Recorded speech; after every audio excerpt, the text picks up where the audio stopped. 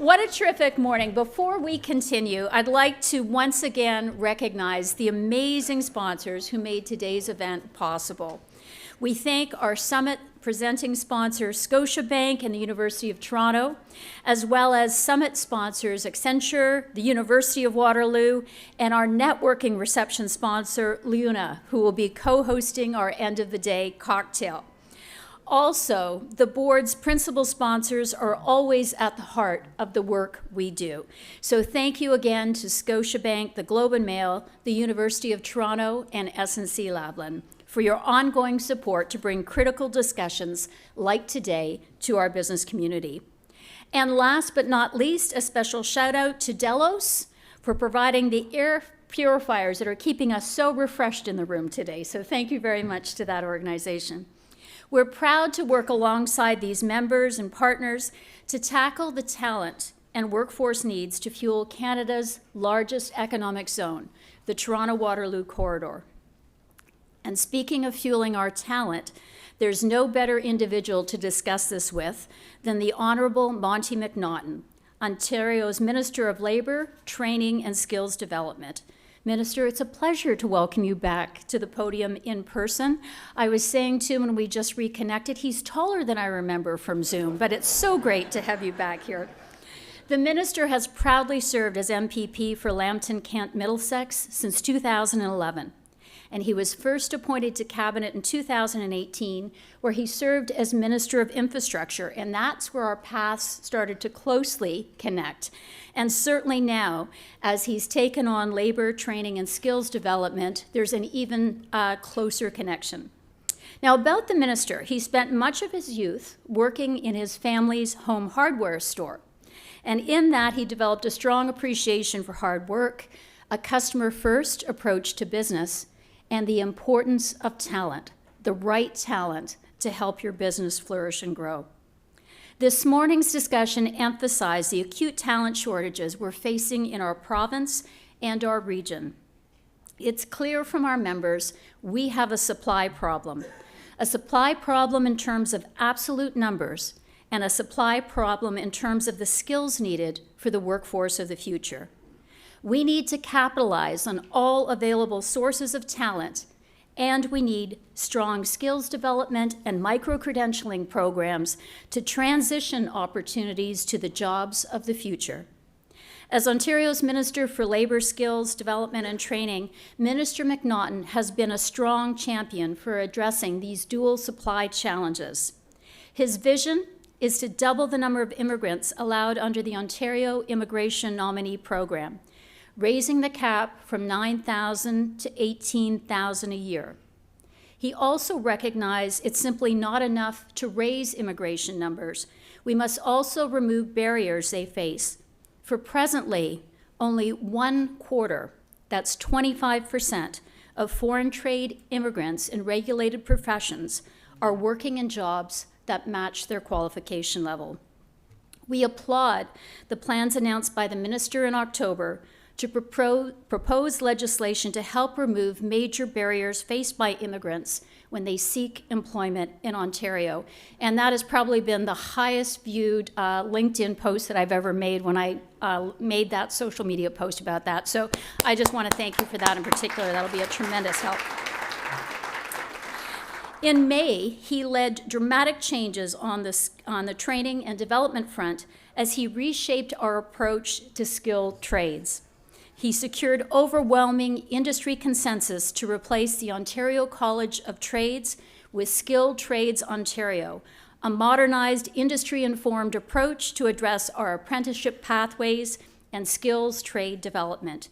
Please join me in a warm round of applause as we welcome Minister Monty McNaughton to share his plan for Ontario. And following his remarks, the Minister and I will have a fireside chat. Minister, this is your microphone. Thank you.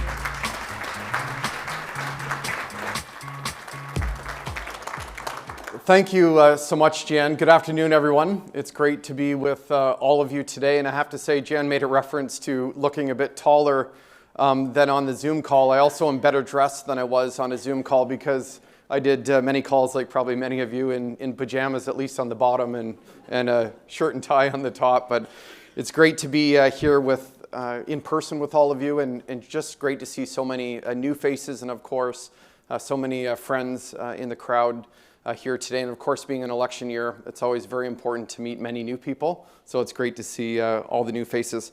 I want to also just acknowledge three people that I've had the honor to work with in the past, especially during the first couple of years of Premier Ford's government.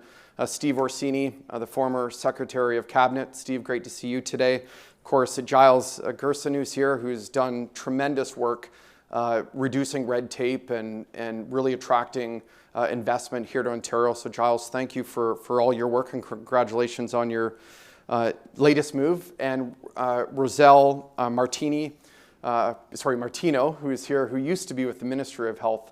It's great to see just such great public servants that have done so much for the province of Ontario. So a round of applause for these three. I also want to acknowledge, I'm not sure if he's arrived yet, but my parliamentary assistant at the Ministry of Labour Training and Skills Development, Deepak Anand, who's the MPP from Mississauga Malton. He's truly doing great work. Being from a rural riding, it's great to have an urban MPP as my parliamentary assistant, just to bounce ideas off of and to work together on such major change in Ontario. We really are building a plan that works for workers in Ontario and for all businesses. That really is my mission, to build a better Ontario that works for everyone. But if I'm going to ask you to spend this Tuesday afternoon talking about our plan, it's also important to first identify some of the challenges that we're facing. First off, the pandemic has accelerated changes in the way people work. I don't have to tell anyone in this room that. Some of these changes are likely temporary, but as we are already seeing, many of these changes will continue to transform how we work long after the pandemic has ended. These opportunities are presenting new challenges and opportunities for workers and businesses across the province and around the globe. One of these challenges is an issue that many of us are familiar with. There are not enough skilled workers here in Ontario. Our province is facing a historic labor shortage that's putting our entire economy at risk. In December 2021, there were almost 339,000 jobs going unfilled in Ontario. That's equal to the population of Markham. Many shopkeepers and merchants along our main streets, some of you in this room, have told the Premier and me that you want to hire, but you just can't find enough qualified workers to fill the vacancies. The situation is even more dire in emerging industries such as clean tech and biotech. Unfilled jobs cost Ontario billions of dollars in lost productivity every single year. Worse, they can force companies to close or relocate, affecting local jobs and families. Each of these jobs represents a paycheck waiting to be collected. And it's a missed opportunity to strengthen a family and build a stronger Ontario for all of us. For the rest of us, we feel this labor shortage in our everyday lives, be it long wait times, lineups, and traveling far from home to find basic necessities. We're quietly making sacrifices because our economy can't put enough people in enough jobs. At the same time, many workers can't find good jobs, particularly in industries hard hit by the pandemic. So let me tell you why businesses, in many cases, can't find workers. I believe it's because the system has neglected workers for far too long, either in their pay or benefits or training, opportunities, or the rights they hold as employees. That's why, under the leadership of Premier Ford, our government is rebalancing the scales by putting workers in the driver's seat of Ontario's economic recovery. Ontario must be a place where the economy is about the people on the front line. Our future prosperity depends on the steps we take today to help people prepare for and find good jobs. We've been working closely with labor and business, leaders in these sectors every day, to tackle this challenge head on. and we need all hands on deck to accomplish our mission. Things work best when workers, labor leaders, business, and government all work together. We all want to get it done, to build our roads and bridges, build our factories, build our broadband, build our healthcare and long-term care systems, and build projects that all of our communities need, be it a new school or an ice rink. We all want to build an Ontario where hard work pays off and big dreams are made real. And to do that, we need everyone pitching in. We need to be all in on this mission. That is why last year I appointed a group of experts to ensure Ontario leads our country in economic growth, and that Ontario's employment laws continue to protect workers. Following extensive consultations with workers, stakeholders, employers, and unions, the Ontario Workforce Advisory Committee submitted their final report last fall. Their recommendations really laid the foundation for our plan. These included first-of-their-kind changes that we passed under our first Working for Workers Act in the fall. Changes that are already helping people earn bigger paychecks and access greater opportunities while also keeping and attracting the best workers to Ontario. These include protecting the right to disconnect at the end of the day, raising the general minimum wage to $15 an hour, banning non-compete agreements, allowing delivery workers to use a washroom at a business they are picking up or delivering items to or from, and, as Jen mentioned, making it easier for internationally trained workers to practice in their professions. But we're not stopping there. Last month, I introduced a second Working for Workers Act, which builds on the successful changes we implemented in the fall. Another change that we're all seeing is the increase in remote work. Along with the benefits and challenges of this way of working, we've also seen a rise in technologies that can be used to electronically monitor employees. Delivery persons are being followed by GPS. Construction workers are using phones and tablets on the job site, and office workers are logging on from home. That is why we are protecting workers' rights to privacy by requiring large employers to disclose how they are monitoring their workers. If passed, this requirement would be the first of its kind in Canada, demonstrating once again that we are breaking new ground and taking historic steps to support and protect our workers. Next, we're also proposing changes to attract skilled workers to Ontario and help them quickly continue their careers. Under our proposed legislation, workers in regulated professions from other provinces and territories would have their application for registration in Ontario processed within 30 business days, making it easier to fill vacant, in-demand jobs and drive economic growth, and making it faster and easier for workers to find good jobs in their field. Another important change is that more and more workers are building their careers across multiple employers, or they're venturing out on their own, starting businesses or working in the gig economy. Whether you're bussing tables, working the cash, or giving rides, necessities like dental and affordable medication should be within reach for more of our families. But right now, less than a quarter of those who work part-time or in precarious jobs have these benefits. That's why we're moving towards expanding benefits such as health and dental benefits to millions of more workers here in Ontario. Earlier today, I announced the panel that will conduct research and consultations on how to close the gaps in coverage for different groups of workers. This is truly another historic step forward as Ontario continues to rebalance the scales and give workers the protection and confidence they need to provide for their families and build stronger communities for all of us. We're also taking action to address the looming labor shortage in the skilled trades. By 2025, it's estimated that as many as 1 in 5 jobs in Ontario will be in the trades. But at the same time, as Joe Mancinelli and his team at Leona know, a third of tradespeople are nearing retirement, meaning the province is projected to face a shortfall of 100,000 skilled workers just in construction over the next decade. That is why we're working to recognize all Red Seal trades under Ontario's skilled trades legislation. The Red Seal program sets common standards for the skills of our tradespeople across Canada. An endorsement of these 3 additional trades would make it easier for out-of-province skilled workers to come here to Ontario.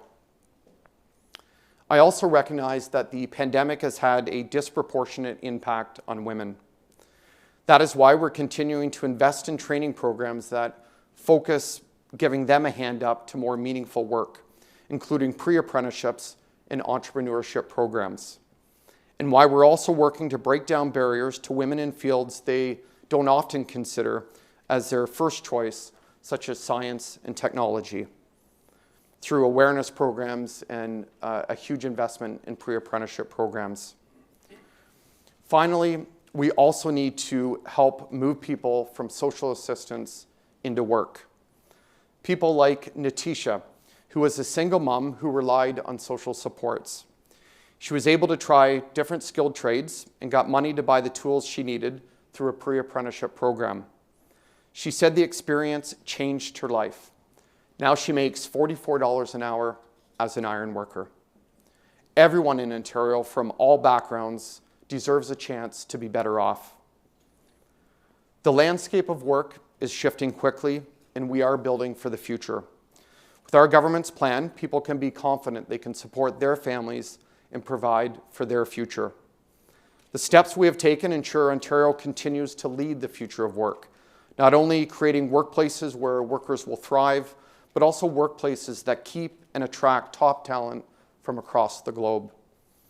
We're making sure that our province is the best place to live, work, and raise a family. We're all in it to build a stronger Ontario. So thank you very much, and I look forward now to the questions from Jan. Thank you, everyone. Thanks so much, Minister. Looking forward to our fireside chat. Now, I'm going to have to say, my questions here, most of them start with what is government doing. Please feel free to answer with what business can also be doing to help. But I think something that I did want to start out with, it's not just the pandemic that we've been dealing with over the past 2 years. We now have the situation that's horrible situation that's been happening in the Ukraine. And it was recently announced that the province is making 30,000 jobs available to Ukrainians seeking refuge in Ontario. Can we start with you providing some more details about that initiative?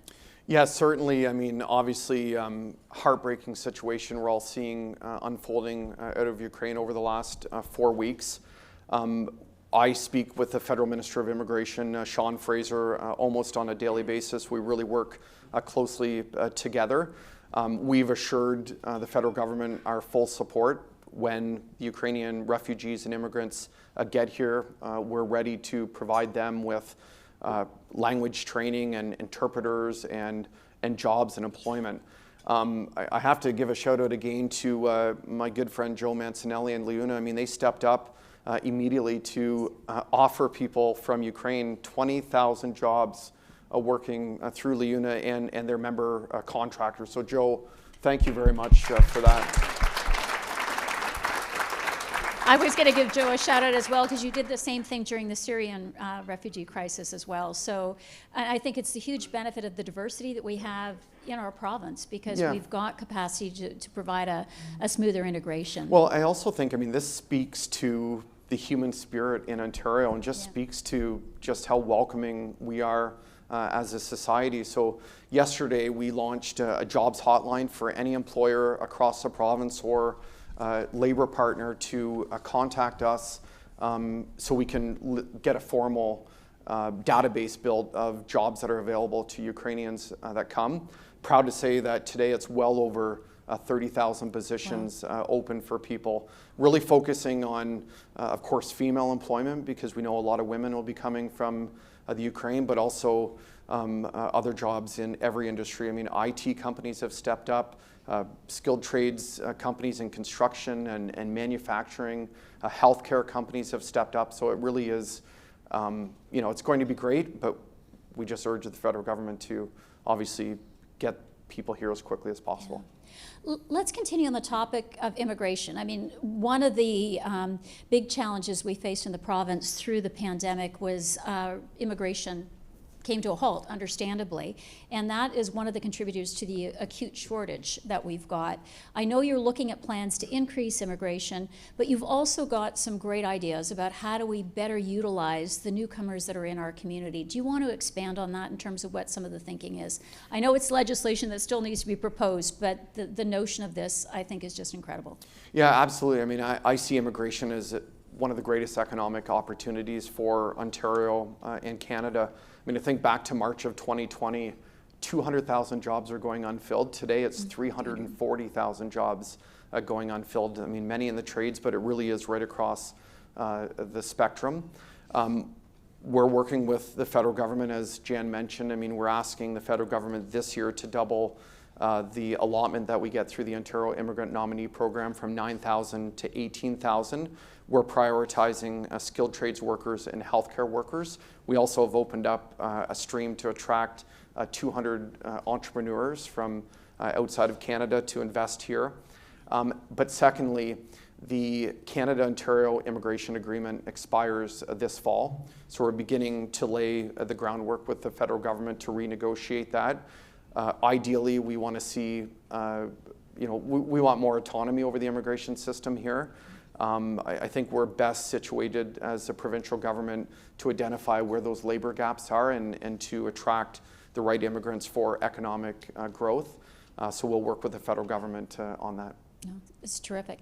Let's shift over to youth. And I know we've got some outstanding university presidents with us in the room. We've had our kids learning from home for a long time now, and that's restricted opportunities for things like internships and summer job opportunities, which is potentially creating some challenges for them as they start thinking about how do they think about next steps in terms of getting into the labor market. What thoughts do you have in terms of the role the government can play, and what thoughts do you have on the role that the business community can play? Yeah, great question. One of the things I'm most proud of serving as Minister of Labour Training and Skills Development, we created something called the Skills Development Fund. And this was a very innovative training funding mechanism to really get innovative training ideas from business, from labor, from other industry associations to come forward with projects to attract young people into different professions. So we've done a number of Skills Development Fund partnerships with advanced manufacturing companies and associations, tool and die, many in construction, really right across the board, but it's really to focus on what industry needs, and it's more of a market-driven approach and a really excellent example of a private-public partnership in training. So it's really going a long ways to upskill and retrain workers. I will say we've done 2 rounds now through the Skills Development Fund, and I believe during the first round we've trained over 200,000 workers in Ontario. Yeah, it's just tremendous, because that's another thing I was talking about in my opening remarks. It's not just the absolute number, it's the actual type of skills that are needed. And I guess an example I would give, I think our second largest employment zone in Canada is up around Pearson Airport, logistics zone. Amazon, Canada Post, Walmart. They have tremendous difficulty recruiting talent to work there. And there's so much great investment coming from the province on transportation, but that's part of the problem, because that work area is on the corner of 3 municipalities, some provincial land, some federal land. So it hasn't been an easy place to situate transit. But we've got employers there that are looking at, can they create shuttle options to get workers that live in common spaces into the zone rather than needing them to require a private automobile to do so.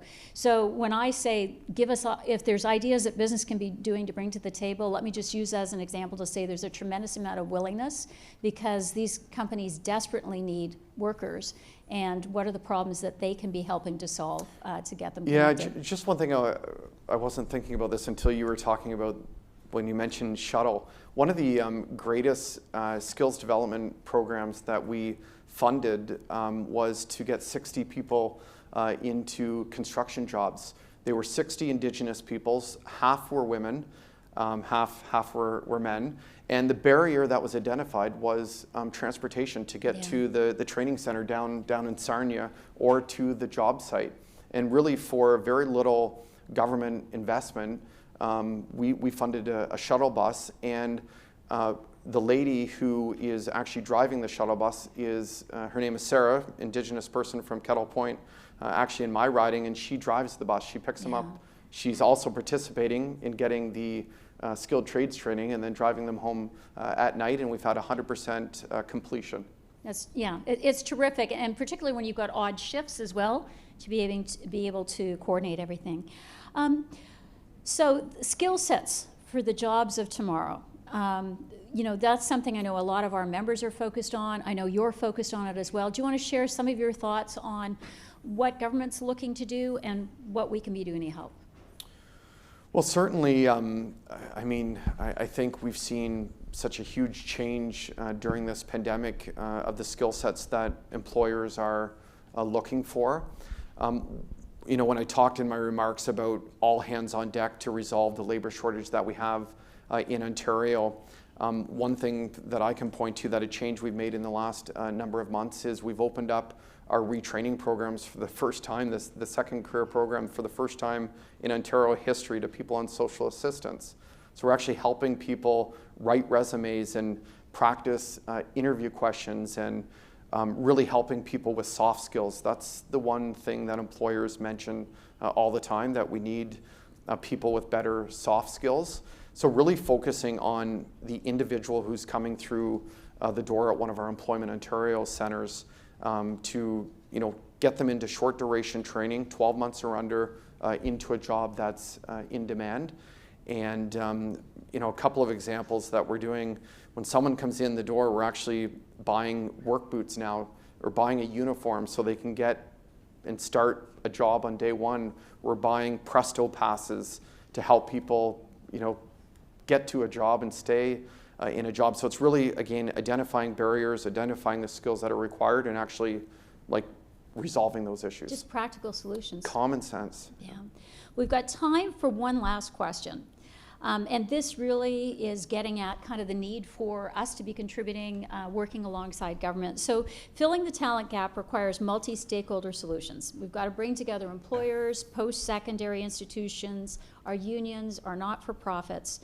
What can government be doing to facilitate more opportunities for multi-stakeholder collaboration? And I know you've given some really good examples of how that has worked with some of the new programs you're putting in place. So what thoughts, what else can we be doing in that regard, and what role do you see the province taking? Yeah, I certainly think we have such big challenges to resolve. The labor shortage, to me, is the number one economic challenge that we have, and we have to have everyone around the table. I mean, I'm a big believer that labor, government, business have to be at the table together, and all stakeholders to resolve these challenges. I think back to the early days of the pandemic when there were some in Ontario that told us, shut down construction altogether. I remember the opposition parties at Queen's Park telling us to shut down construction, but we took a different approach. I mean, we sat down with our labor leaders, we sat down with the general contractors and industry associations and said,